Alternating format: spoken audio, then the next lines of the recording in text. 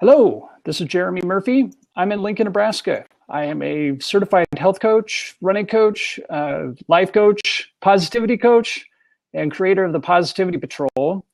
And I'm going to talk today about what's your learning style? Is it auditory, visual, or kinesthetic, or some combination of the three? We all have different learning styles. And this became a particular interest to me when I took my recent health coach class and certification. We had to take an assessment to determine what our own learning style was. And so that assessment is cited on the side. The assessment is a copyright assessment by Marcia Connor, so I'm making sure to link you to her website. The first link there is the 2012 copyright assessment, and Marcia had an earlier version of this that was published in 2004, and that assessment appeared in a book of hers called Learn More Now, 10 Simple Steps to Learning Better, Smarter, and Faster. And for me, I took this assessment knowing that I would probably fall in a certain category, and I'll explain how I knew that. But I've been a lifetime musician since I was 4 years old, and so I knew that the auditory was probably going to be a little bit stronger than the other two categories.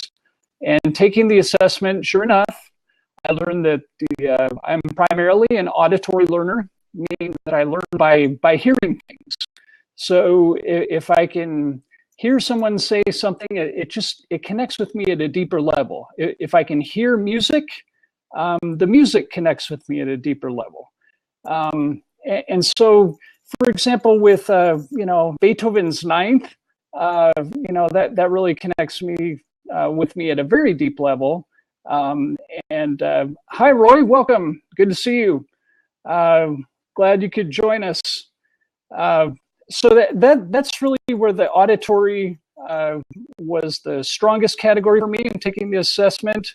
I linked to a couple of assessments over here in the side for anyone that might be interested. The first one is a 2012 assessment. The second one is from 2004 from a Marcia Connor book. So when I took this test, I knew the assessment would probably indicate dominance in the auditory category. Just because if I hear something, it connects with me at a deeper level. I can't really tell why. Some of it is musical, but also the resonance of the words. It just makes me think about them at a little bit deeper level. There's kind of a reverberation. So your brain kind of spins I find that my brain kind of spins the words around and makes me reflect upon them at a little bit deeper level. So the next category that I found was dominant, which I was expecting, was the visual. So you can see behind me, just to give you an example of a visual, this is a hand art exhibit that our daughter's class did in 5th grade. And we just got this at an auction. And so the children all cut up their hands. They traced their hands on paper, cut the hands out, made them different colors, also made little hearts to match the colors of the hands that they chose. And so they put all the hands together and they put them in a shape of a heart. And so, with visual art, in particular with impressionistic art, for example, from France and elsewhere, intersects with French music for me. And so it creates kind of a powerful reflection of just things that, sometimes if I see something, it just makes me appreciate its beauty. In particular here with, it was snowing here today, and light flurries and just the beauty of the snowflakes glistening in the sun. I without taking a picture of it, I can describe it to you, and maybe you can visualize it, but you might visualize something different than what I'm describing to you. So, that the visual was the second strongest category in this assessment. The third category was the kinesthetic. the hands-on, some people want to touch and feel something in order to understand it. So for example, with playing the piano or something like that, for me as a pianist, touching the keys, it gives me a deeper sensation of what the music is or should be. Some people learn that way. They want to have a hands-on experience. And so we as coaches have to find ways to tailor our coaching, our teaching, if you will, in such a way that it allows these kinesthetic learners to do a little bit hands-on experience. So to give you an example of this, when I was taking piano classes at TCU in college, my piano professor would play something on the piano and then have me kind of copy it on the other piano. And so, there was a little bit of you get the hands-on experience of, but there, I was getting the auditory cues of what he was producing, the visual cues of how he was producing it, and the kinesthetic reinforcement, how to make that happen with my own fingers. And then I realized that his fingers are more advanced and artistic than mine. And then I'd have to go back to the practice room and figure out, okay, what incremental steps can I take to make this, a better experience and more powerful music that'll connect with people at a deeper level. So those are really the three learning styles. And, we think about how we learn. How we learn is, somewhat dependent on, our upbringing, maybe what we were, how we were taught by our parents, by our teachers, by our coaches, and which learning styles connected with us, at the deepest level and how. And then sometimes they intersect, I gave the example of French Impressionism. And I am going to do a blab in the future on French Impressionistic music and art, because there's such an interlap between, say, a Monet painting and a Debussy, any musical piece, piano piece, orchestral, take your pick. I mean, if you're listening to Debussy while you're looking at a Monet, there's a beautiful interplay there. The music matches the visual art.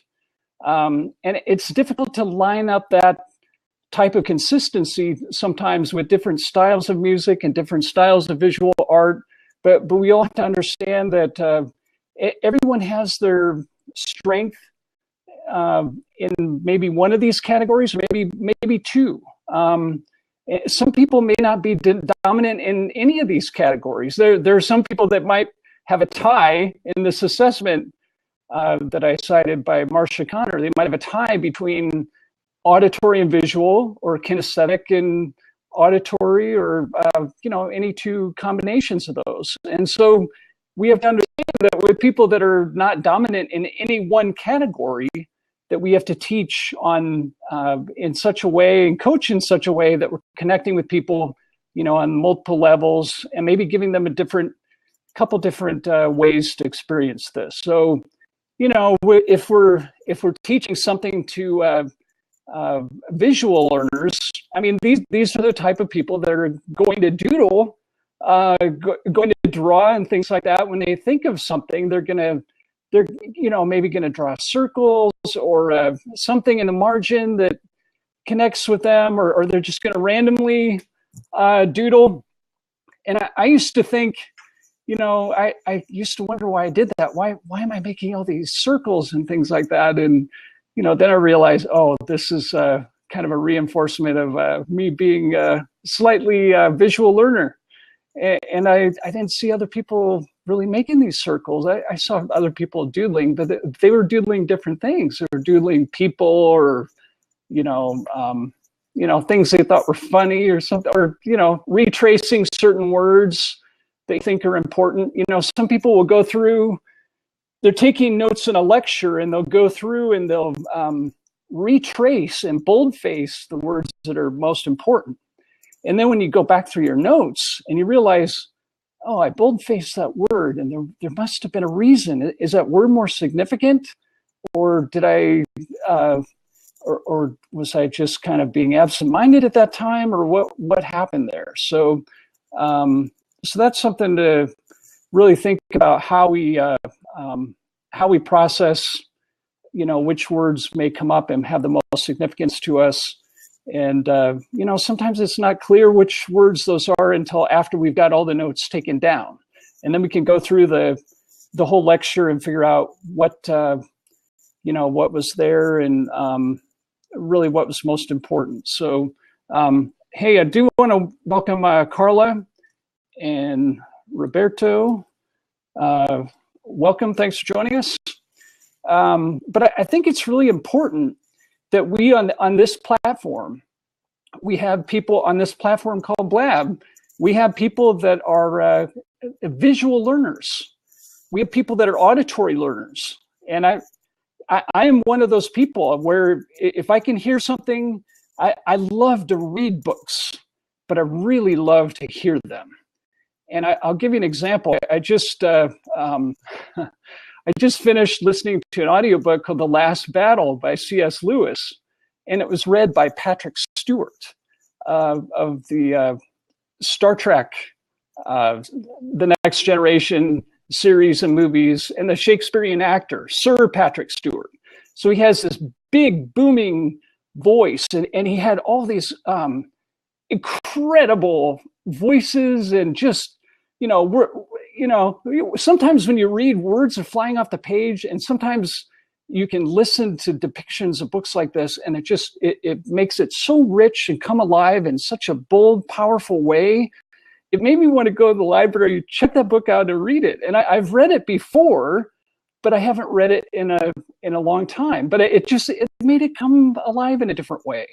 And I don't have the acting ability that Patrick Stewart does, and I would have done different voices, and I know they would have been inferior. But that's what makes something like this so powerful. And we need to remember, we're lifelong learners. So we can read books. Most of us have our eyesight. Some people don't. They those who are blind may use Braille. But those people that are blind may have a stronger sense of hearing. And there is some research suggesting that if you have a sensory deficit, your other senses will sort of pick up the deficit to bring you back to a higher level of understanding. So, but if you're looking for a great audiobook, go check out The Last Battle performed by Patrick Stewart. And it's accurate to say he performed it. He didn't just read it, he performed it. He made it come alive, and the words just were flying out of this audiobook. I felt like I was visually seeing the things that he was talking about and describing. So, and I love to I love to read books, but I love to listen to them too. And sometimes I get caught up in the visual description of something. For example, Mark Twain had a great book that he wrote that's underappreciated, and I think you should all go read it if you haven't read it. It's called Joan of Arc, and it makes such incredible visual depictions of what happened. And it's a historical novel.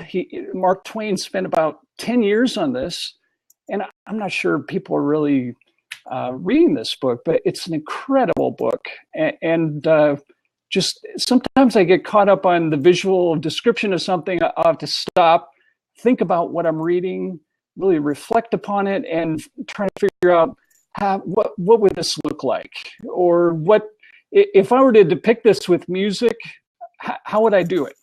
Because I am trying to compose some music. I'm doing it at a slow pace, but certain music has popped into my head, and I've started to write it down. And I'm hoping to record some of it soon. It's kind of an Asian melody, and I don't know where it came from. So,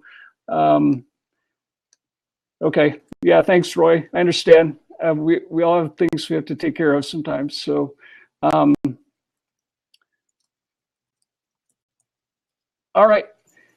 So that's, if you have And I've played some of this on Blab, and people kind of had the impression that, some people thought it sounded Irish, and some people thought it sounded kind of Irish Asian, Celtic Asian. I'm not sure how it can be best described, but it's an Asian melody, and I don't know where it came from, but it's our daughter we adopted from China, and so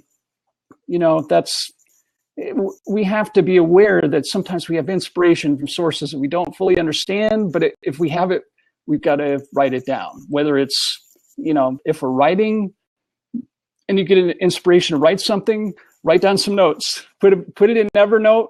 And take it from Evernote later. And sometimes if you can dump the contents of your brain and put it down in Evernote or something like that, you can later import it into Microsoft Word or whatever word processing document you're using, Google Docs, whatever your word processing preferences. So that's think about that. That's sometimes when I'm reading or reviewing something, I get kind of an inspiration of what the music that might match that might be, and that's just from being a musician for most of my life. I like to think of, if this book were made into a movie, what would it sound like? What would the soundtrack be like? And I think that's something we can think about for our own life. I think we all have a soundtrack, so to speak. We all have a story that can be told. Stories connect with people at a powerful level, at the soul level, not just at the heart, but obviously at the heart, but also at the soul level. And so if we think about what that story is and what the soundtrack would sound like, and then if we're writing music, we can try to compose the music that'll fit that'll fit the situation or fit the story. So, but I think it's important that we make sure that we connect with each other in all these levels, figure out, we have some people that can maybe teach us something wonderful about how to listen better. And that's why the auditory style of teaching and coaching and learning is so powerful, because it teaches us to be good listeners. And if we're good listeners, then we're not wandering around mindlessly and wondering what we're doing and where we're going and why we're going there. And, as J.R.R. Tolkien said, not all who wander are lost. And it's okay to wander a little bit, but it's not okay to just meander mindlessly through life without reflecting on what our meaning or purpose is. So think about that. I've tried to make a better effort to be a better listener, and I find that sometimes the quieter that I am, the more that I will absorb what is being said, and then I can teach it to other people, and they can teach it to someone else, and then you have kind of a worldwide model of teaching or coaching going on, which is why Blab is so powerful, because it's it allows for that type of teaching, coaching, and learning. And I think all of us can benefit from becoming better visual learners. For example, I can interpret impressionistic art pretty well visually.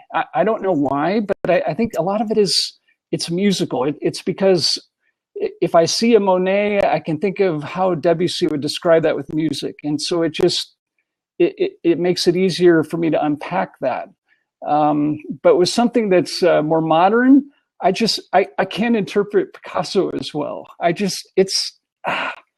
There's too many layers to go through, or I haven't had someone really explain to me, okay, well, this is what Picasso had in mind. And, this is maybe the visual inspiration of why he did this. And, I don't know. I mean, some more modern paintings, they just look like random splattering to me. But if I'm looking at a Monet or a Van Gogh or something like that, it just, it connects with me at a very powerful level, at the soul level. And I think that's the way that art is, if we have a true appreciation for it. And that's the way that music is. It connects with our soul, and that's why it's so powerful. And it can help us deal with obstacles and struggles. And that's why musical therapists are doing such powerful work in helping people deal with struggles that they're having, figuring out, okay, well, you're having trouble with this, and if you listen to this type of music, it might provide you a little bit of help and inspiration, give you some peace, tranquility, and give you a little bit of, sometimes we just need a little peace of mind. And we can find that from anywhere. We can find that from a painting. We can find that from a piece of music, which could be as short as a minute long. It could be shorter than that. It could be an 8-measure assessment. I'm sorry, use assessment because I have assessment. An 8-measure selection is a better term. I should be more precise as a former music major who switched to history and philosophy, which explains a lot, I'm sure. So I do want to welcome Chuck. I don't think I welcomed you since you came in the room, but thanks for stopping by and for tweeting this out.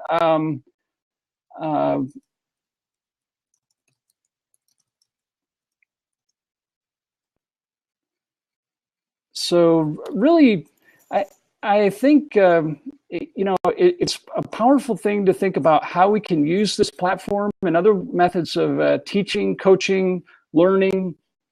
I'm trying to write a book called The Positivity Patrol. And so that when the book is finished, it would allow people to visually go through and connect with the content. But I've got to be aware that there might be some people that might want the auditory version of that. They might want me reading that, and that them hearing my voice might connect with them at a deeper level than them reading my words if they're more of an auditory learner. And for some of us, we want to flip the pages of that book. Not only do we want to see the words, we want to actually feel the pages in our hand and figure out how we, how we can deal with that. So think about that. Think about the 3 different styles. Hey, Chuck, how are you? Good. Always you have great headlines and drag people in for some great information. A year ago, I wrote a blog regarding auditory, visual, and kinesthetic. Cool. And what we've done, and I've encouraged our clients to do, is all of their content is available in all the venues, and especially in my clients who are authors and film producers and so on. Believe it or not, there's people that want to read, there's people that want to hear, and there's people that want to watch.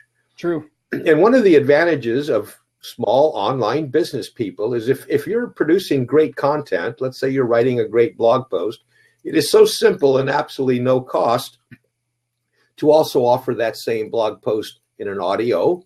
Mm-hmm. And also, we've shown people how to very simply make a quick slide presentation video of that, which could be silent or could also be audio enhanced. Sure. And personally, I am audio directed. Okay, my eyes are poor, and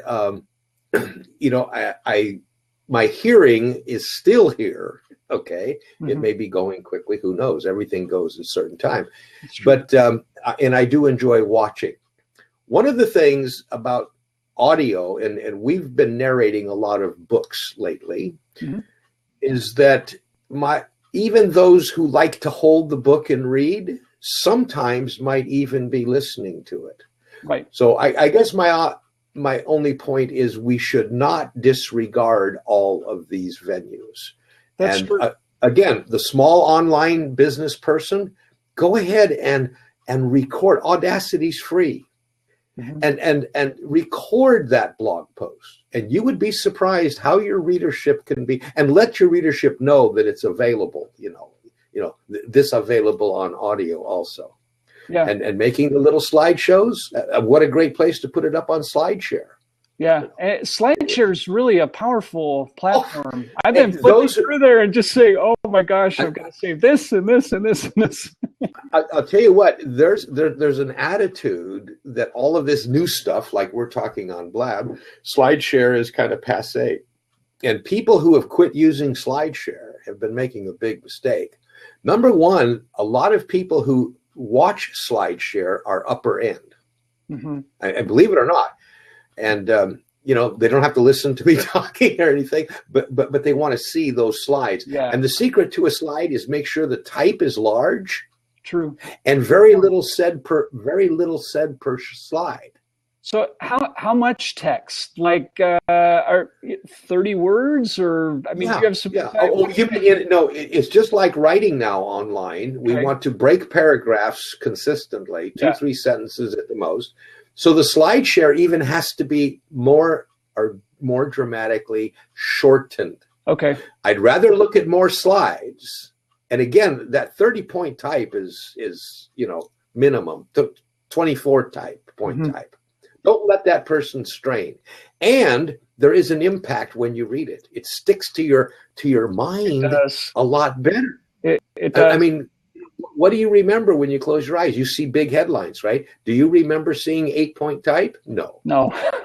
You don't see 8-point type. So anyway, I've got to get a couple of press releases out.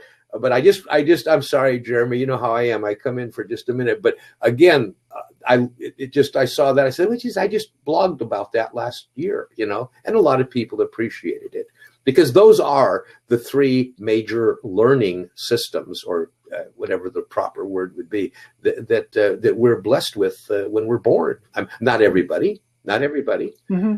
But my father, who was an inveterate reader all of his life, and he read in a couple of different languages, but as he developed macular degeneration, he went to audiobooks, obviously. Okay. And I'll say in the last 8 years of my father's life, his knowledge base and his zest for life surpassed any academician. I mean, my father was a wealth of knowledge to share verbally, because he could speak, because it's all he did all day was listen to books. I mean, he learned things that, at age 85, he'd never think he'd know about. Right. So, I mean, when he passed away, an awful lot of good stuff passed away with him. So that's anyway. A shame. But the beautiful thing about that, Chuck, is the powerful reminder that we're all lifelong learners. That's and right. that even to our last day, that we can be learning things. Yeah. We still have time to share with others if we. And sharing. Thank you for mentioning that. Share your knowledge. Don't keep it within. So what if somebody steals it? Well, hey, Jeremy, keep up the good work, Jeremy. Thanks, and I will. If you're still here, I'll be back. Okay. Thank you. Sounds good. Bye-bye. Thanks. Okay. I think, one thing I want to mention with these 3 learning styles is that they overlap. They interlock in a lot of cases. I mentioned the example of French Impressionism. And sometimes people are using their skills in different ways. There are, for example, as an attorney, there are some attorneys who are, they have dramatic ability. And so they're cast as, major actors in certain roles. Some attorneys might be very funny. Some might not be very funny. We all have our gifts that fall in different areas. And, if you guys haven't checked out SlideShare, I'd really recommend you try to link with that. There's just so much information there. It's like having a portable library of information that you can access. And, yes, some of the slide shows are maybe not high quality as others, but, after sorting through them for a little while, you start to determine whose content is trustworthy and maybe of higher merit and value because there's research backing it up and, some intelligence and thought in putting it together. And, like Chuck mentioned, we don't want to bombard people with too much information. And that's a difficult challenge for people who are coaches and teachers. We have all this knowledge we want to share, but we want to share it in small enough incremental quantities with people that they can absorb it. We don't want to, for example, if people are prepared to absorb an hour lecture, we don't want to give them 3 hours of material. We'd want to break it up into hour increments if that's easier for them to handle and absorb. So think about that. People have different, levels of how much they can handle, and some want it in measurable bites like that, in 1 hour quantities, or some people want to kind of get all the information at once. They might want the 3 hour selection, but they might want to break halfway through. So we have to remember as coaches and teachers that we give people a little bit of a break. That we maybe throw a joke in there to lighten the mood or something once an hour if it's going to be a 3-hour lecture. We don't want it to be so dry that it doesn't, that people fall asleep when you're trying to teach this material, or they're just not going to absorb it. So I think it'd be interesting. I welcome all of you to, try to do the assessment if you want to. And I would try to do the newer version that I cited by Marcia Connor. It's up above now. You can't see it on the screen, but it is up there if you scroll to the top. I can maybe drop it again at the end if that makes it convenient for you. But I'd be curious to know from some of you, what your learning style is. Is it predominantly auditory, visual, kinesthetic, some combination of the three? I'm primarily an auditory learner with visual as second and kinesthetic as third. So that's kind of why I put them in that order. I could have put them in any order. I maybe should have put them in alphabetical order to kind of keep that quiet before throwing this blab out there. But think about that. If we're all able to share stories with people and to teach people how to transform their lives and have a more powerful path and more powerful vision. And I think sometimes if we look for those people that are really good at connecting and teaching people with auditory learning, then we should connect with those people. If there are people that are very gifted with artistic instruction and showing you how to visually paint and things like that, watch that. There are incredible blabs about people doing visual art, painting, and making cartoon visual depictions of people or caricatures, and then people will use them as their blab handle in some cases, or Twitter handle, even if it's a good depiction. But my point is, we all have our gifts. So it's helpful to really figure out what those gifts are, because then we learn how we can best share those with others. And if we share those with others in a meaningful way, we can enhance the gifts of others, and then others will share their gifts. And then we have a global system of really unleashing the powerful knowledge that we all have based on our experience, wisdom, and really being able to help others in a meaningful way. So that's about what I have to share today. I would be happy to discuss this in the future too. I know there's a lot of interest in these different learning styles, and maybe we'd be able to unwrap or unpack these one by one, and maybe have some people that are stronger in some of these categories than others. Help all of us bring our. The point is, we can all bring our skill set up, even in those areas where we are weakest. So I'm not a great painter, but my daughter is an incredible painter and just visual artist, and also a dancer. And I have 2 left feet. I can't, I can't do a dance or a spin or anything like that. I mean, people have to really, you've got to take small steps with that to teach me how to do a specific type of dance. Meanwhile, my daughter's doing ballet spins and all this, and I just kind of look at her and wonder how is it that you've been given this great gift that's so different than the gifts that I have. And in fact, her dancing ability is so advanced that she's doing a science project right now, and her science project is going to be based on how many spins another dancer can undertake consecutively without getting dizzy. And they've set a pretty high goal. I think she's trying to go for 8 spins or more. So we'll see how this ballet science experiment goes.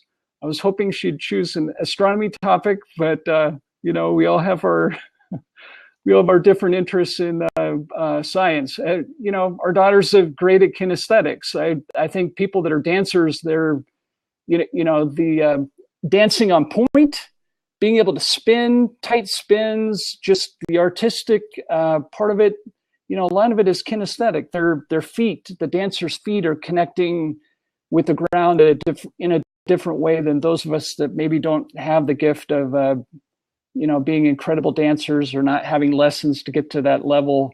We just have to kind of watch and try to figure out how does someone do something like this. So, but we can strengthen our skill set in all of these areas. And that's why it's so important that we do it at an early age, because I firmly believe that children, especially if they're given the gift of music lessons, art lessons, things like that, and appreciation for the arts, it strengthens their ability to do math, to do advanced math at an early age. If you have a child's brain working through complex music at an early age, it really unlocks their ability to do more difficult things cognitively. And I think that's the case for all of us. I think all of us, that's why some adults are turning to piano lessons and things like that, even in their adulthood, knowing that could, maybe help them with some other things, would just be able to do more advanced cognitive things. And we all have to find things to keep our brains busy and to, really be able to keep, it's a use it or lose it thing. So we have to use our cognitive ability, or I believe that we do lose it prematurely, unfortunately. And there's research on the Mozart effect. And thanks for mentioning that, Kim. That's, a lot of times in college, if I was stressed out and had to study for tests, I would end up listening to Mozart, although I prefer Beethoven. So, we all have our little preferences for different types of music or art. I prefer Monet and Van Gogh. If I get too far beyond those clusters, I can look at similar painters from similar periods and I understand the work pretty well. But if I get into modern and postmodern stuff, it's too hard for me to understand. Although I do like surrealism is fascinating to me because I think some of life is surreal. And so I think I'm going to do a blab on surrealism in the future too. But I have one scheduled on Impressionism that will deal with art and music. So it'll deal with the auditory and the visual. And it's so hard to do kinesthetic teaching through blab. I don't know how you can do that. We have props that we can hold up and things like that, but unless you have the same type of prop in front of you, I don't know how hands-on that really is. So, it's almost easier to replicate the other methods of teaching and coaching on this platform, though, because you could have people in each square drawing something or painting something, or you could have 4 people doing different forms of music at the same time or performing together, in the same square. And that gets to be a little tricky when you have people in Europe lining up the timing of the music. There's just a little bit of lag time on Blab. Blab needs to work on that a little bit to line that up. But that happens on Google Plus Hangouts too. There's just a little bit of lag time between here and Europe or someplace that's that far away in the world. But think about what your dominant learning style is, where your strengths are. We talk about determining what our strengths are, and if we find where our strengths are, we can really unleash the passion and vision that we have for making a more powerful future, not only for ourselves, but for our family and for hundreds, maybe thousands of others. And I think if we do spend the time to, if we have the inspiration to write, to do that, whether it's a book, a blog, an article, you have a fantastic idea, write it down, do something with it. You don't have to make it into a book. You can make it into a blog post. You can make it into an inspirational tweet. Send it out on Twitter and, watch it get retweeted and fly all over the world. That's very exciting to me for me to occasionally have, an inspiration like that and be able to share it on Twitter and have people retweet it if they think it's meaningful. We have platforms like Periscope that also allow us to, share things like this. But I think Blab is a better platform. I just, Periscope's already being threatened by technology with MeV, with, having multiple people in the seats. And, I think eventually maybe that'll happen on Blab too. Look at the 4 squares. They're not always in use, but if they are, now imagine that more than 4 people are in those 4 squares. Maybe imagine that the 4 squares are subdivided into 4 squares each, and that you have people in all of those. And what happens to Blab if it gets subdivided like that, and you have that kind of participation becomes possible? I think they're probably working on things like that behind the scenes, and I don't have proof of that, but if I worked for Blab, I would be trying to do something like that, trying to find ways to maximize more participation.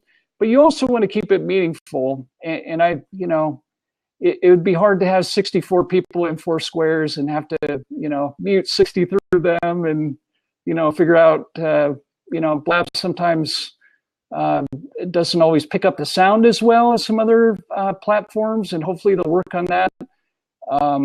But they're trying to think of other examples of kinesthetic and visual learning here. There are chefs. Thanks, Kim.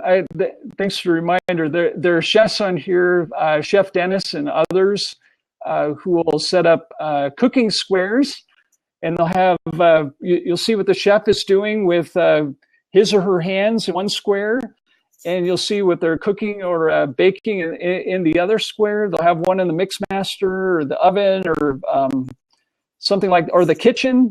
So you can kind of see, what spices they're scrambling for, or, what's going into the mix master. And so it's kind of interesting to see two people, or one person in 2 different squares, to see their hands in one square and to see their their head and their brain in another. But it does allow you to have a better connection to really what they're doing, and to understand, what goes into the recipe, or what it takes to be a great cook. Some think it's a great recipe. Some think it's to have a great teacher, a great coach. And I think that's why it's so important for people to have great teachers and coaches in all these areas, or at least the area that you're weakest in, or the one you're trying to develop, because it allows you to reach a greater proficiency to the point that you can teach it to others. For example, I started taking piano lessons when I was 4 years old. I was a piano major in college. I was a piano performance major. I could have done that. I could have taken on the challenge of being a concert pianist and traveling the world and trying to compete in competitions and all that. But I got to a point where it just seemed to, I wanted to connect with people. I wanted to connect with people in a meaningful way. And the problem with pursuing that path for me was that it was going to require me to be in the practice room for 5 to 7 hours a day. And for a while, that was okay. But after a while of experiencing that, I realized, no, I want to still love the piano when I finish college. As I get through my life, I want to be able to still have it as something I love, but not have it reach the point of being drudgery. And there was a loneliness in the practice room that wasn't, I just couldn't find a way to resolve that without switching paths, and to keep music as a passion that I would try to practice at least once a day, to play the piano or sing something or do something musical.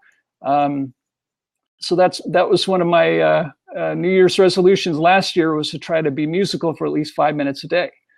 And I did okay with that, but I didn't make it every day. So I'm going to try a little better to do that now, but it does give you a little bit of a, that's one of my talents. And that's, if I don't continue to stay proficient at it, I'm going to get to a point where my piano ability will become rusty and it won't sound as well. And people won't want to listen to me play anymore. And, you don't you don't want to lose your talent if it's your strength. And so if your strength is in teaching or coaching in any of these areas, figure out what those strengths are, and figure out how you can unlock and unleash them on the world in a powerful way that you can teach others how to do these things. If you're a great musician, you should be teaching people how to learn music, how to absorb it, how to make little changes in their music to make it more powerful. If you're a fantastic writer, teach people how to write or help edit their work. Figure out how to make their writing better or stronger or more powerful or more vivid. Sometimes the books that we read, they're more powerful because there's this vivid imagery that creates a particular picture in your mind, and it might not be the same picture for each of us, but it has this vivid connection to what we're reading, and that's why I threw out the example of Mark Twain's book, Joan of Arc. Just very powerful, vivid imagery. He obviously worked very hard in this book.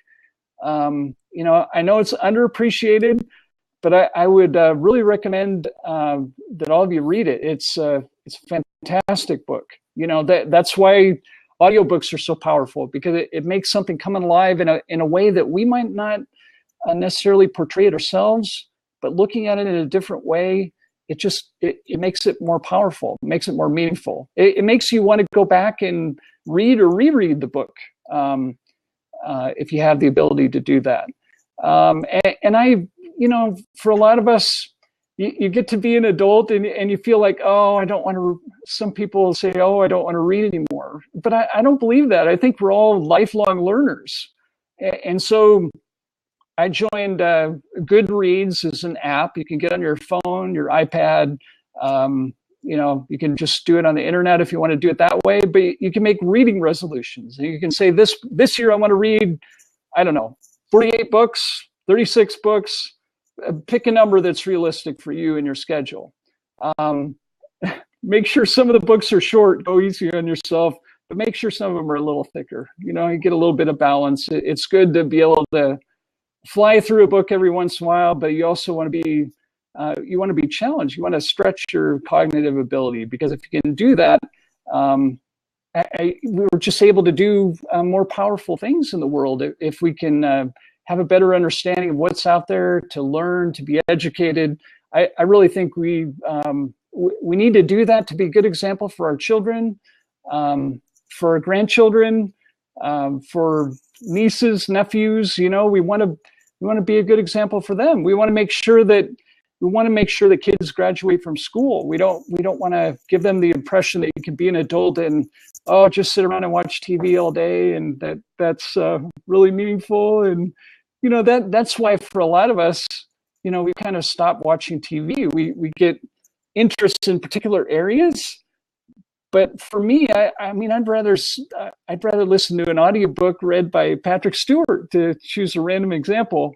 Give me a Shakespearean actor reading a fantastic audiobook and make it come alive in a powerful way. I'd rather do that. That's better entertainment to me than a lot of the trash that we're seeing on television, which is why people are turning it off. And that's why platforms like this are becoming more powerful, because people are realizing, well, I don't have to watch TV. I can create meaningful, creative content on Blab and connect with other creative people. And for people that are creative, we need to connect with each other, because if we don't, our creativity suffers. And, we really have, we start getting into these situations where we're feeling like we're limited. We get limiting beliefs that are affecting our ability to have a powerful transformational effect on the world. And that's why, when I see creative people linking arms, locking arms throughout the world, I get very excited, because I've waited for that type of thing for a long time. To see creative people find ways to unleash each other's creativity or to inspire each other. And if you hear someone that has a great idea, tell them to pursue it. If someone's tinkering with some music on the piano and it sounds great, We need to tell them, write that down, record that, do something with it. If you have a great idea and you have a great idea for a plot of a book, whether it's fiction, nonfiction, write it down, do something with it. Because if we can inspire one person every day with something that we're doing or teaching or coaching, whether it's in person, on this platform, on any other platform like this, that's a gift, because that's giving back with the gifts that we've been given. And I think that's why we're here. I think we have an obligation to share our gifts with others in a powerful way, whether it's in a story, a book, a musical composition that we write and record, a blog post, a teaching lesson, a lecture. We have different methods, a coaching session. We have different ways of teaching and connecting with others. And, sometimes it might be one-on-one. Sometimes it might be in a group setting. I love both. I love being able to connect with people, one-on-one, but I love being able to connect with people in a group setting, because you get this powerful interplay of people have different ideas and they share them, and it reinforces another idea, or it makes you think of another great idea, or you think you run out of things to say, and then someone gives you a powerful gardening analogy, and it ends up as a huge topic in the blab, and you didn't even see that coming. And it comes from a different source. It comes from someone who just happened to show up and give you this tiny pearl of wisdom, and it unlocks, it unleashes if we're open to it.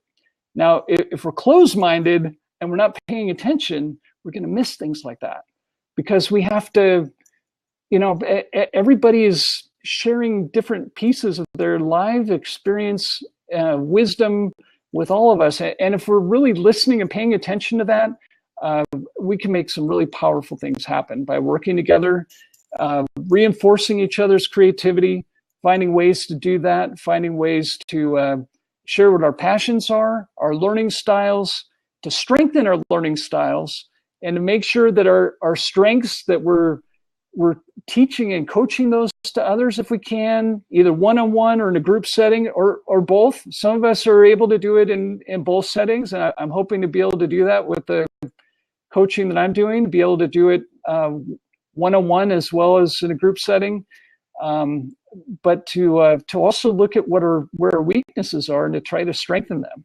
So to make my wife happy, I try to learn how to dance. I'm not a great dancer, but I'll try. She'll get me out on the dance floor. And I can't tell my daughter I'm not going to dance. With how much she loves dance, I have to foster and reinforce that for her, not just by showing up for her performances of the Nutcracker or whatever dance performances she might have, or take her into dance practice and dropping her off, picking her up. I've got to, be available for the impromptu dance performances that happen at our house, or saying, well, maybe you could add this to your dance routine, or can you teach me how to dance? Maybe I should ask my daughter, can you teach me how to do these ballet spins that you're trying to do? And I'm not going to be very good at them, and I'm going to take them very slowly. And we have to make sure that our dog doesn't get involved with this, because it's not really something you want a dog to learn. But my daughter is going to have the ability to teach other kids how to do that, because they're already watching her on point. If you have this kind of proficiency that you're, our daughter, we had a revelation, the school Christmas program. We showed up for the performance, and I didn't know this was going to happen. I flipped the program over, and I saw our daughter's name was on there as a choreographer. We had 3 choreographers. She's in 6th grade. She's suddenly one of the 3 choreographers for the school's Christmas play. And I just kind of shook my head. I said, wow, this dance stuff is getting pretty powerful, isn't it? I didn't realize that she didn't even tell me. How could I not know? Sometimes you ask your kids, how did the rehearsal go? And they're They don't always give you a lot of information, but she didn't exactly volunteer. Well, Dad, by the way, there are 3 choreographers, and yes, I happen to be one of them. She didn't happen to share that with me, but we were excited to see her name on there as a choreographer, but it just reinforces how strong her kinesthetic ability is. And I think for dancers, they're able to visually connect with people with their dancing skill. They visually connect with people in such a way that it's just powerful. And I love to, when I go to dancing performances, I love to watch their feet, to see all the things that dancers have to do with their feet. I know a lot of people are looking at, what are they doing with their leaps and their jumps and their spins and things like that. But I love to see what they have to do with their feet, because if you look at the steps that these people have to take, and how they have to, the skill that it takes to walk and dance on point for extended periods of time, and I just, all the things that can go wrong with dancers falling, or having something go wrong, a dancer isn't in the right place, and that affects the other choreography on the stage. But I think that's something to think about. If you look at really trying to unlock or unpack what is happening with a book, with a piece of music, with visual art, with dance, example of a kinesthetic learning and teaching, painting. If we're painting ourselves, that's example of kinesthetic, because you're connecting with a paintbrush. That's why it might be more powerful for some of us to eat with chopsticks than it is with silverware, because we're so used to eating with silverware. But if we switch and we pick up chopsticks and we try to pick up our food, unless we have a little bit of proficiency with that, that's going to be a struggle. And of course, for our daughter, it's not a struggle, because we adopted her from China, and so she has more advanced chopstick skills than we do.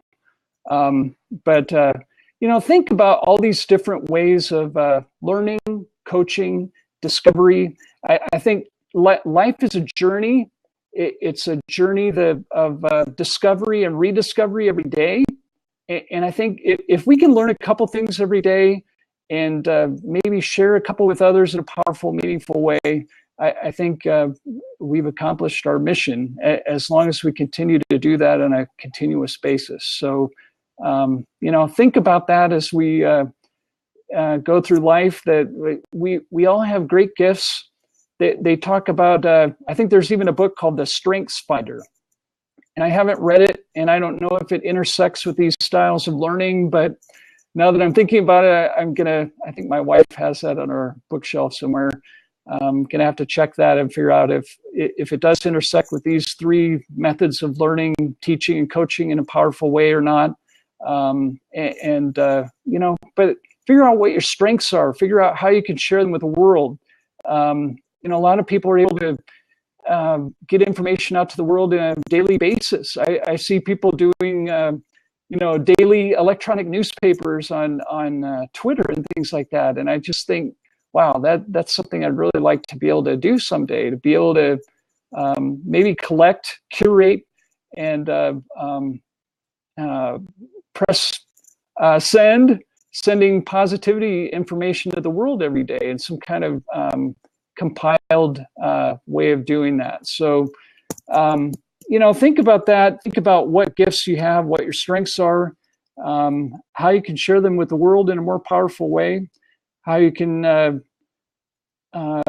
really be able to strengthen whatever your weaknesses might be, if any, and try to figure out how you can link arms with other creative people. I'm looking for creative coaches that I can link arms with around the world. I think if we do that, we can have a more powerful impact on transforming the lives of others, because it kind of creates if we can create circles where that creativity is continually fostered in all the members, it creates an acceleration effect.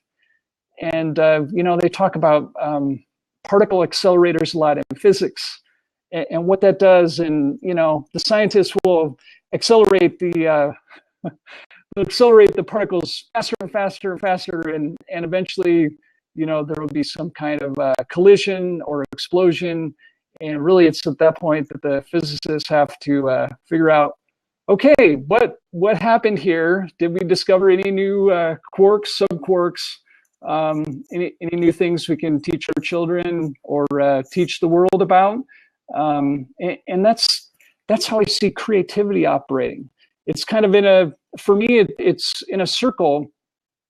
And if we can find ways to accelerate each other's creativity and figure out how to share it. I mean, at some point, if your ideas are rotating fast enough, they start to get to a point where they're more meaningful, and they can be absorbed and shared with the world in a more powerful way. If they reach a point where you've really worked through all the issues and figure out how to share them. But sometimes it takes that acceleration, and I think it comes from really connecting with others, in a powerful way, and saying, well, what do you think about this? What do you think if I pursue this path? What would it look like? What new possibilities would this unlock? And if I take action A, will it produce result A or result B? And there's just all kinds of decisions we have to make like that. So let's see. I want to welcome Lola and Daniel. Thanks for joining.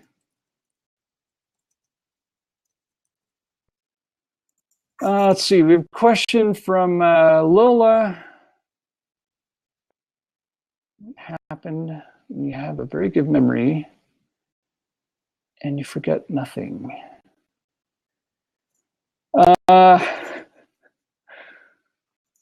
Okay, what happened when you have a very good memory and you forget nothing? Well, we all have, some people are gifted with having a photographic memory.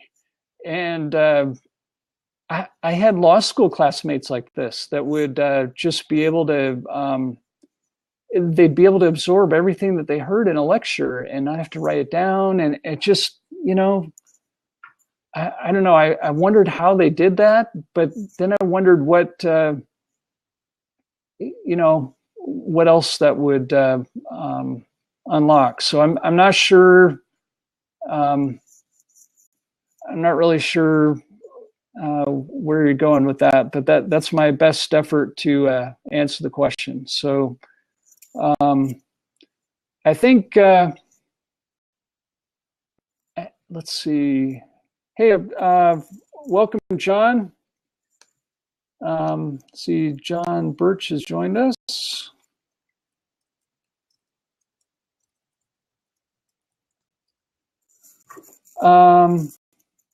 So really, I think we have to find ways to connect with all three styles of learning, teaching, coaching, and for me, as a coach, as a certified health coach, a running coach, and a positivity coach, it's coaching and teaching they walk hand in hand, because people are always trying to learn something, and sometimes we may not understand exactly what it is that someone wants to learn from us, but sometimes sometimes we can maybe have someone explain what they're after, what they're trying to learn. And so sometimes people want to listen to me play the piano to figure out, okay, well, how would you play Beethoven well, and so how would I do that? And so I can tell you how I would do that, but I can show you better than I can tell you. And I can't fully explain, what it is that I do, because some of it is just, it's imprinted so deep in my personality that I can't really describe it without showing you. So I'd have to play Beethoven's Moonlight Sonata to best teach it to you. I could teach you different parts of it, in different segments, And, you would quickly learn which movement of that sonata is my favorite. It's not the first one. It's the last movement, actually. So, but, sometimes your personality gets branded with something like that, and you can't get separated from it. And so for me, when I was a kid, Beethoven imprinted in my personality very deeply. I don't understand why. It just, it's just an attraction to the way that he wrote and the way the music sounds and how complex it is and how, there's a difficult, challenging aspect to it. And so, but I got this reputation for, by the time I was about to finish high school, I would frequently play the Moonlight Sonata. The last movement is the one that I started playing for competitions. And so that, I got people that they just thought of me as the person who played Moonlight Sonata. And they would, they'd mention that sometimes. And I'd just say, what? That's only one thing that I play. I play all these other things. But if you have such a love and appreciation for that composer's music in particular, people can tell, they can tell that you've spent the time, that you've taken the time to understand the music, to learn how to play it, to learn how to play it well, to learn how to play it without a lot of mistakes, without a lot of wrong notes. And that takes, that's challenging sometimes, to do that. Let's see, we have a question here from Daniel. Let's see. Pop this into a box. Do you think that learning styles are taken for granted in education and not addressed in job applications? Interesting question. I think sometimes they are. Some job applications have all this testing they want to do to see, can you get through all these logical situations, and can you solve all these problems, but you have to have them solved within 90 minutes or you can't be a candidate for this position. And I'm not sure that the testing should be quite that rigid, because yes, you could have someone that finishes it in the 89th minute, but they might have some deficit that's not apparent on that assessment that you might want to figure out somehow through some different methodology. So I think sometimes the testing that's going on for job applications, sometimes they're getting at the right stuff, and I think sometimes they're not. Sometimes I understand they want to have a basic level of all our job candidates are going to be this level or higher. And if they're at this level, they're maybe a basic candidate. And if they're at this level, they're a premium candidate, and they're going to probably get the job offer. Well, I don't know that we should be quite that rigid with that. But I think, with the exciting thing for me, I'm seeing a lot of learning is going to online methodology. And so I'm wondering, how are we going to teach and coach things that are kinesthetic to people through visual and auditory platforms? We don't exactly have, the 3D equivalent unless we have, you have the same materials on your end. You have printed out the worksheets or whatever, and you're going through them and that type of methodology. But you have situations where someone might have props or something. And I mean, props like in drama. I don't mean props like, right here in the corner. If you don't have the same things in your hand, you're going to have a little bit different experience. If someone's playing a Steinway piano, they're going to have a different kinesthetic experience than someone playing a Yamaha or a Kawai or a Busendorfer. They all have a different bit of feel, sound, texture, flavor. It gives you a different experience. So I think, Daniel, to answer your question, I think a lot of times learning styles are being taken for granted in education. Although some of the teaching and learning that I see happening on the online platform, I'm really impressed with how the professors are trying to incorporate at least the auditory and visual learning and teaching. But I'm not sure that the kinesthetic, depending on what it is, I'm not sure the kinesthetic teaching has really been at the same level. But the To give you an example of where it might be, if someone's trying to teach music lessons and they're trying to teach that, and you're trying it on your piano at home, then there is kind of a kinesthetic sharing of that experience. Now, if you don't have a piano at home, you're going to have to imagine, and that has power too. The power of visualization is very powerful, but it's not going to be the same experience as playing the Steinway that the piano professor might be sharing with you in a different square. So, Daniel, I hope that answers your question. I think, the job applications actually seem to be taking some of these skills for granted. I'm not sure that's always happening in education, although it depends on how the education is being delivered. If it's being delivered in person, I think a lot of you can do the auditory, visual, and kinesthetic teaching and learning in that context, understanding that some people are going to have disabilities or deficiencies in some of those areas. We have to think about people that are, can't hear very well. My father wears hearing aids, and we have to figure out how to, sometimes we have to figure out ways to communicate with him that are, not necessarily auditory. We might be using visual cues to reinforce what we're saying, or we just speak slower or louder, or we, try to figure out how we can connect with him better on that. So hopefully that answers your question. Let's see, I have a question from John. Are there only 3 styles, or are you only speaking about the 3? Let me be very clear. I am not claiming that there are only 3 styles of learning. And as someone who is a philosophy major, I try to be very careful about overgeneralizing. But this topic came from a worksheet that we got in the health coach certification course that I just completed. And the worksheet's called What's Your Learning Style? And so if you go through this assessment, which Marcia Connor put together and published in a version of her book about 11 years ago, and then she did a newer version of it in 2012. These are the 3 learning styles that she was looking at. I would expect that there could be other methods of learning and teaching.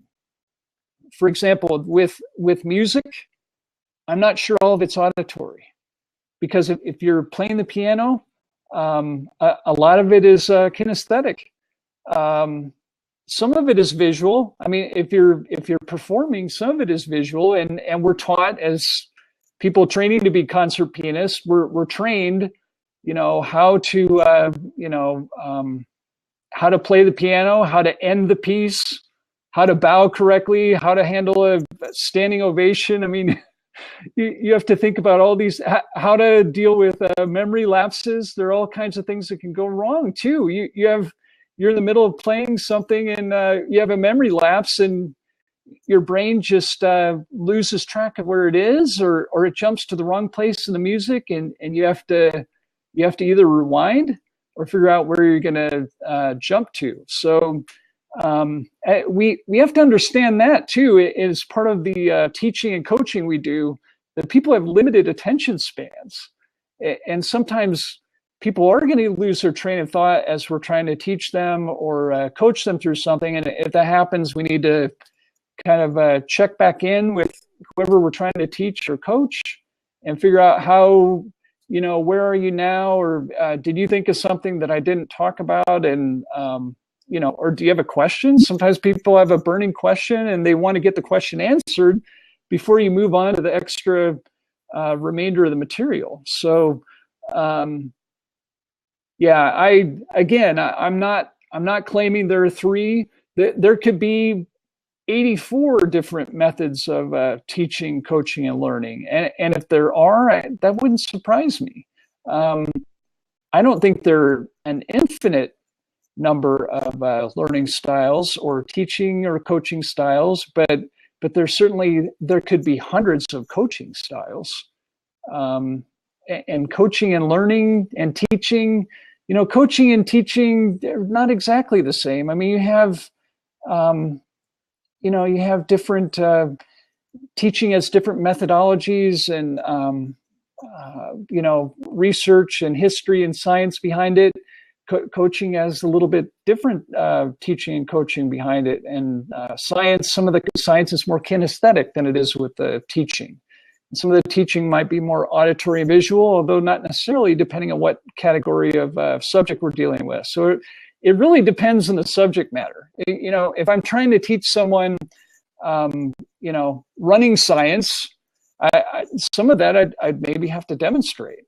If I'm trying to teach someone music, some of that I might be able to demonstrate, but I also have to teach people, okay, well, here's how you determine what notes these are in the page. I mean, you have to be able to read music so that we're on the same wavelength. If we're not in the same wavelength, then we're not in the same key, we're not in alignment. We have to make sure that we're aligned with the people that we're teaching and coaching. So yeah, good insight. I appreciate you bringing that up. I am not claiming that there are only three. These are just the three that I, were pinpointed in this worksheet. And so for the sake of simplicity, these are the three that I,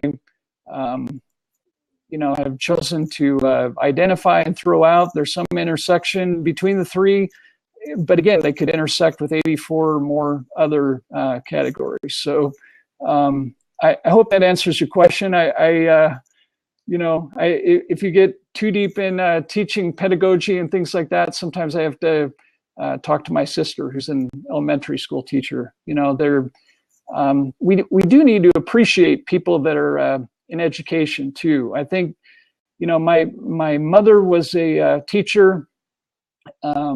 She was a grade school teacher until my brother was born, and then my sister's a grade school teacher. My brother-in-law is a middle school teacher and coach.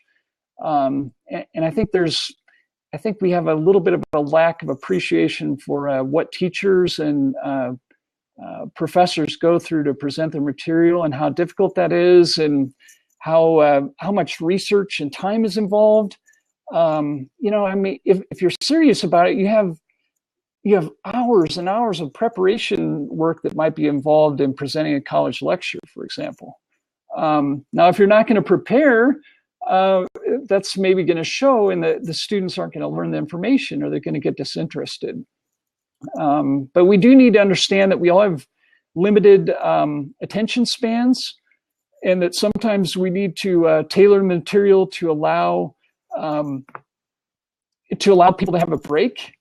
I mentioned taking a break like every hour, or figuring out, if I'm going to teach primetime health, the course that I was certified in with the Dr. Sears Wellness Institute, I have to figure out, okay, would these people, would these students like this delivered in 4 classes, or in 8, or in 10?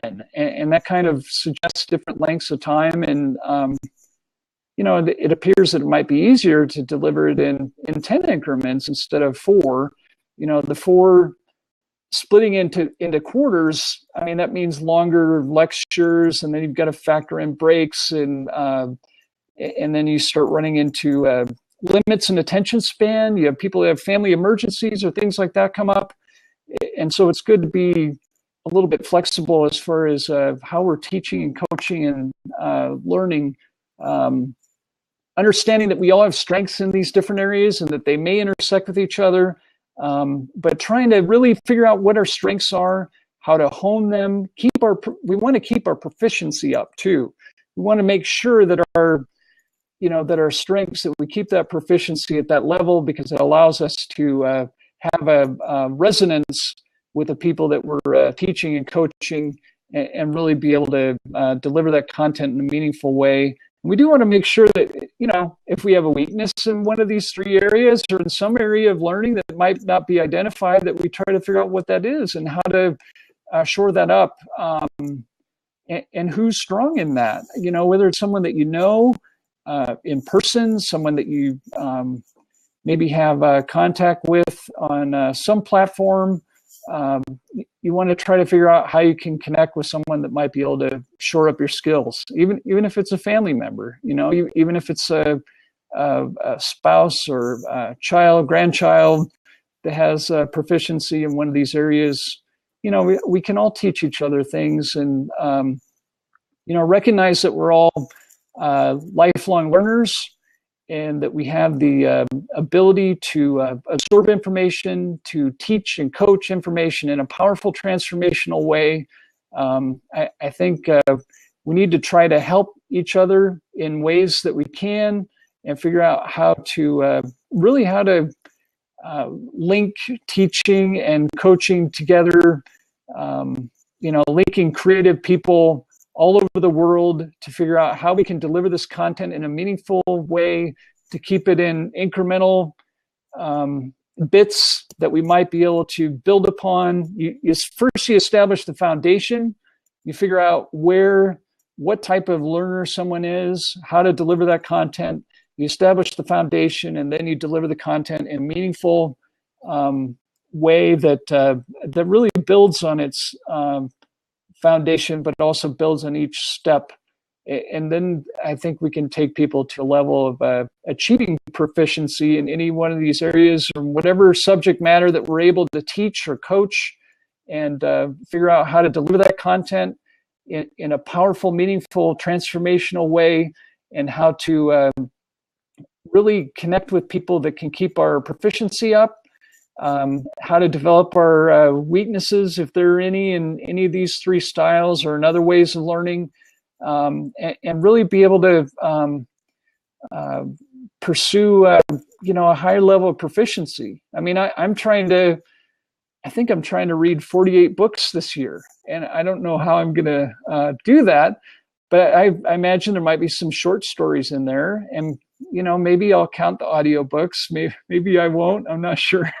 I think I am counting the audiobooks. What do you think? Does listening to an audiobook count as absorbing the content of a book? Because I think it does. I think it has to. It's the same content. Yes, it's not flipping through the pages, but you're still covering all the material. I think it should count.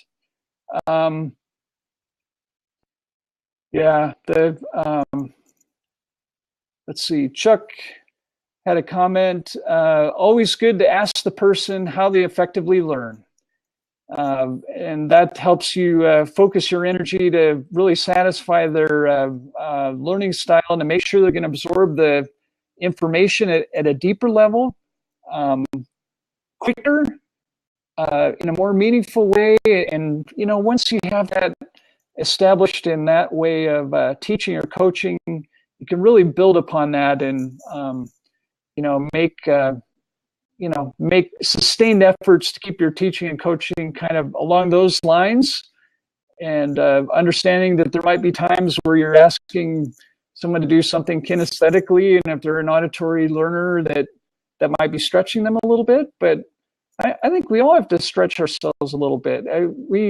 If we don't, we're just we're not going anywhere, are we? We're not going anywhere in a meaningful way. So, but it is. I agree, Chuck. It is very important to really ask people, how do you prefer to what's your preferred learning style? And I'm not saying that I would make everybody that I coach go take this assessment, what is your learning style? But if they would, it would give me a better sense of, can I deliver the content that you want in a way that's consistent with your teaching style, or do I need to modify it in some way to, maybe take auditory teaching that I was going to do and maybe make it a little more kinesthetic, if that where your strength is, or if you're strong in visual, to just kind of recategorize it or repackage it in some way. That would make that a little bit easier for you to absorb. So, I'm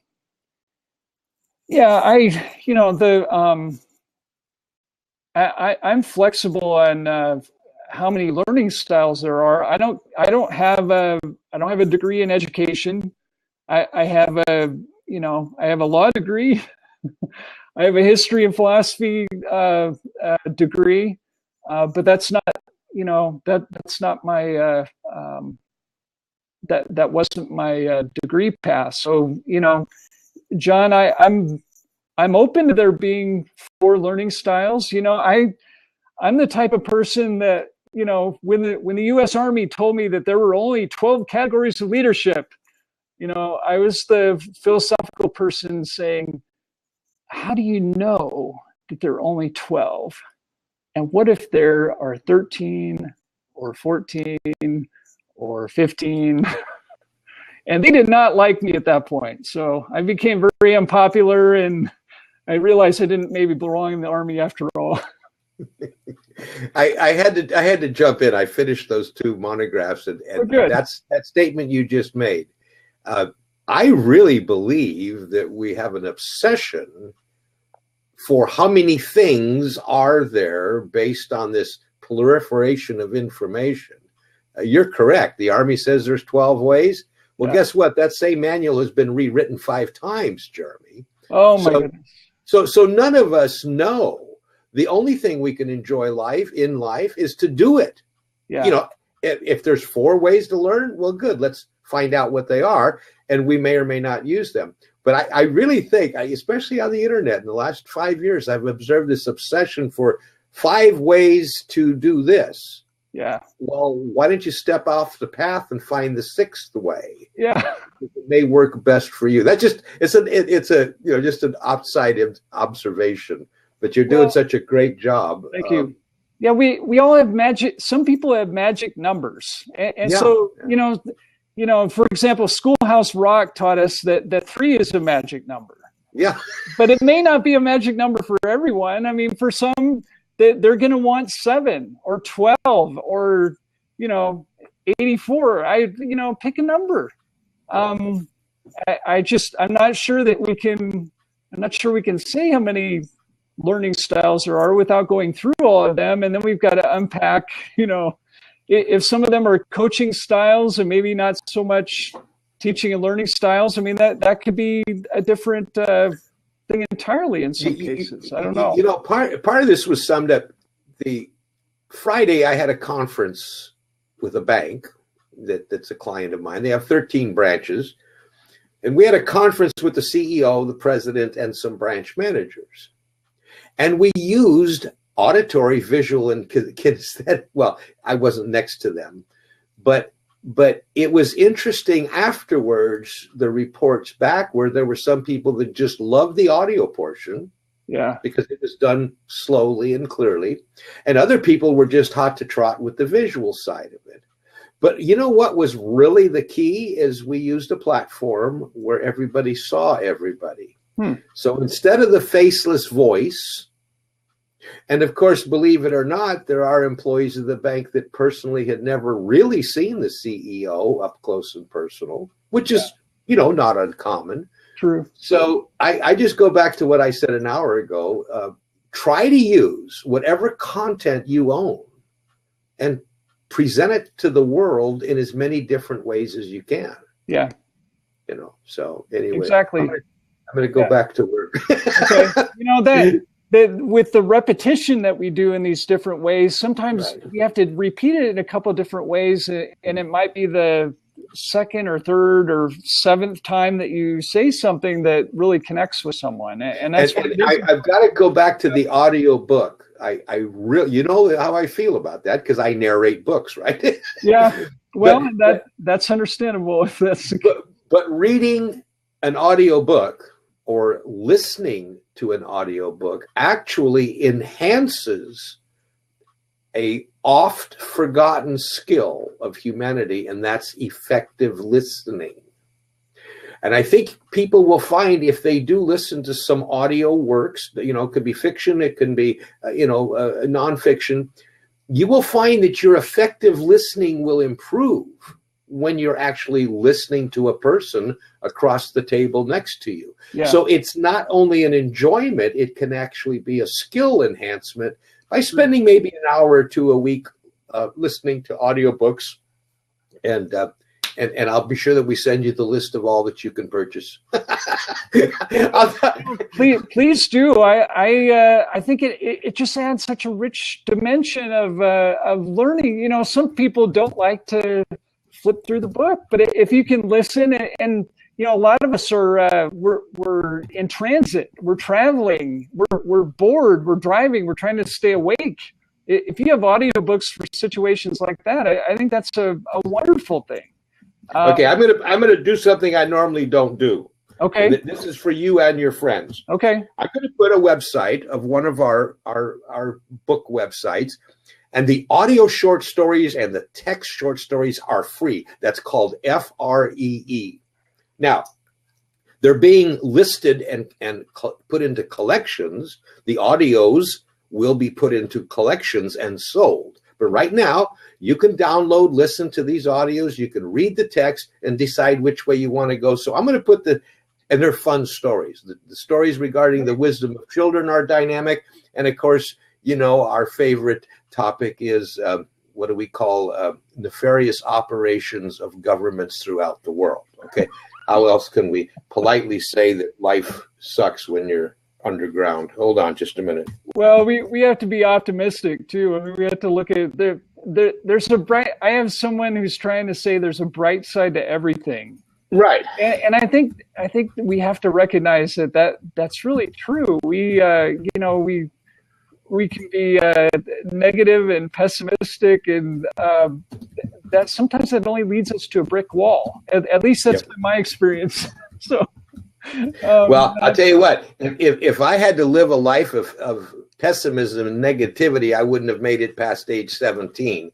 So the only reason we're still alive, my associates and I at this age, is we've lived, no matter how bad things were, we lived life with positivity. And that's why I like you, Jeremy, because, you know, you're a positive person. Thank you. Can't help but you're an attorney, but you're a nice person. Well, you know, we all have our challenges. I'm a recovering attorney, though, and even though my law license is active, I'm not. Yeah. You know, I'm just. And don't let it go away, Jeremy. Everything else, yes. Jerry, don't let it go away. I won't. I've let a couple of licenses lapse years ago, just because I didn't want to bother with it, and you know, I kind of felt I didn't do myself justice. So anyway, my wife won't let me let go of it. She wants me to keep it current too. You know, it may maybe at least reinforce my skill set, and you know. I can connect with people. I have to connect with lawyers occasionally. Yeah, we all do. You know? Yeah, true. We actually hire them once in a while. Well, too, so. Occasionally, yes. But anyway, keep up the great work. Positivity is the way to go, and there's just not a better way to live. So thank you, Jeremy, for allowing me to pop back in. Thank you. Appreciate your sharing those resources with us too. So yeah, check out that link that Chuck put there for the audio and text short stories. You know, it's always nice to have these. And I did mention, I don't know if any of you are Honda owners, but if you are, there's a program called Honda Road Readers, and I'll type it in here in case anybody else owns a Honda.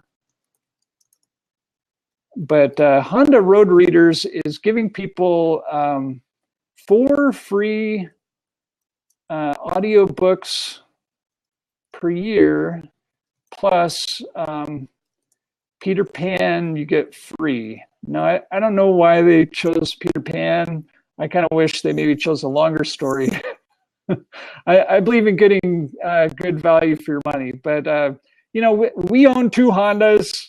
So we signed up for the program, and so we got 8 free audiobooks, 4 for each Honda vehicle, and then we got Peter Pan for free on top of that. So we got 9 free audiobooks just by registering for this program with Honda. So if you do own a Honda, or you know someone that does, look that up, and if you're entitled to some free audiobooks.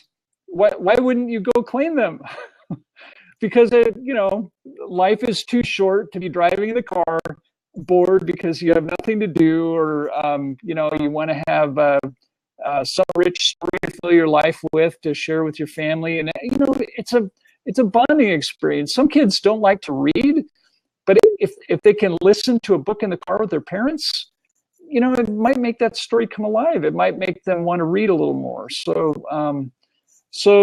check that out if you're interested. If you have Honda, sign up for that program.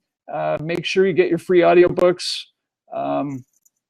Make sure you at least have one of them that's long. I chose the Three Musketeers for one of mine, which is a really long one, even though the performer or reader is reading it quickly. But like I said, one of the free audiobooks we got was the Last Battle by C.S. Lewis, as performed by Sir Patrick Stewart, also known as Captain Picard, if that's helpful to those of you that may appreciate Star Trek. If not, you can think of him as the Shakespearean actor who kind of headed the film direction and the TV direction. But think about all your learning styles that you have. And if you're a teacher or coach, think about how you can share them more powerfully with the world. We all have strengths in these different areas.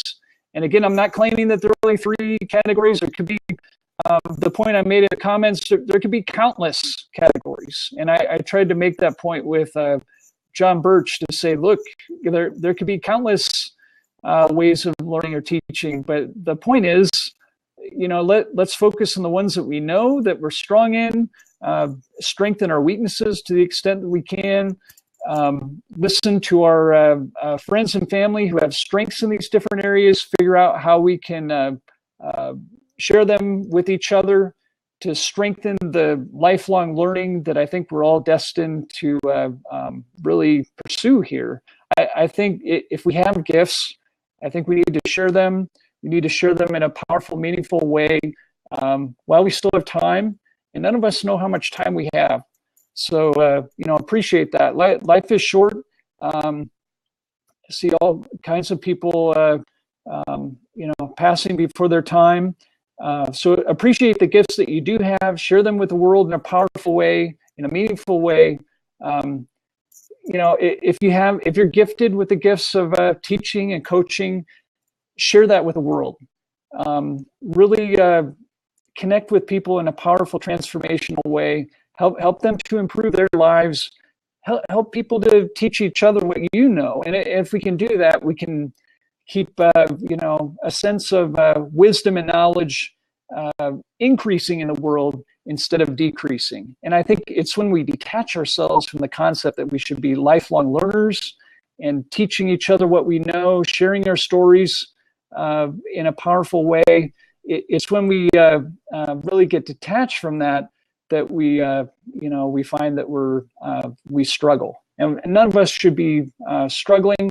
We should all be learning what we can, to absorb what we can, to be lifelong learners, to teach, coach, and help others as much as we can, because I think we're all here to serve others. We need to find the ways that we could do that. We need to recognize who can benefit from our service to the world, and find ways to deliver that teaching, that coaching that those people might need to allow them to have a more powerful impact in the world. And I think if we do that, we'll all have a better lifestyle, and a better future. So thank you very much for joining me today. I appreciate all of you coming and sharing with me and being a part of this conversation. It's been a very rich conversation, and hopefully we can have some follow-up labs that might maybe follow up on some of these different categories, figure out how to deal with auditory teaching and learning, visual teaching and learning, kinesthetic teaching and learning. But we have to be willing to do all 3 as best we can, and to recognize that maybe if we have weaknesses in some, we can do something to shore those weaknesses up. But find a way to really serve others by sharing what you know, by teaching and coaching, or just sharing your stories with others in these 3 ways, recognizing that maybe your strength is going to primarily be in 1 or 2 of the categories, and we all have to accept what our strengths are and shore up what our weaknesses are, so we can have a more powerful impact. And let's go transform the world. Be positive. This is Jeremy Murphy. I'm the creator of the Positivity Patrol. I am a certified health coach with the Dr. Sears Wellness Institute, also a certified running coach and a positivity coach.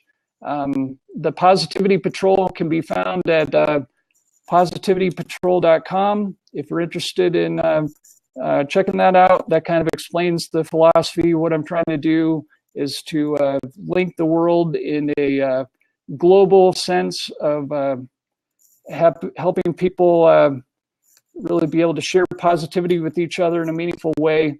So check that out if you're interested. And take care, everybody. Have an awesome day. Thanks for joining me. This is Jeremy Murphy signing off from Lincoln, Nebraska. Bye-bye.